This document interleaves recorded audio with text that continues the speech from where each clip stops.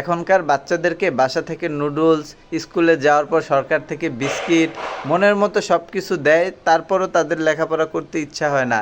আর আমাদের সময় বাসা থেকে কোনো রকম পান্তা ভাত, পেঁয়াজ যা পারতাম খেয়ে যেতাম।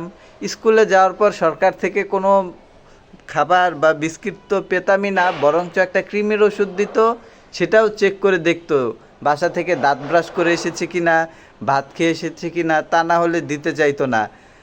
এছাড়াও এখনকার স্কুলে স্কুলে এসি লাগানো হয়, তারা নাকি গরমের মধ্যে পড়ায় মনোযোগ দিতে পারে না, তাদের স্কুল ছুটি দিয়ে দিতে হয়, তাদের নাকি অসুস্থ অনুভব হয়।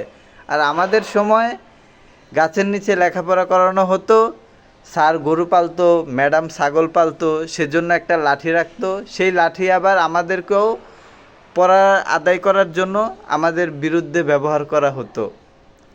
আমরা যেই শার্ট প্যান্ট পরে স্কুলে যেতাম, স্কুল থেকে এসে সেই শার্ট প্যান্ট খুললে বাবা বা বড় ভাই সেটা পরে আবার চাকরিতে যেত। আবার তারা তাদের যে লুঙ্গি গেঞ্জি খুলে রেখে যেত, আমরা আবার স্কুল থেকে আসার পর বাসায় সেটা পরে ঘুরতাম বা খেলতাম। এভাবে আমাদের পোশাক বা ড্রেস কোড মেনটেন করা হতো। আর এখনকার বাচ্চারা নাকি স্কুল ইউনিফর্ম, জুতা, সানগ্লাস সব কিছু ম্যাচিং করে পরে যায়।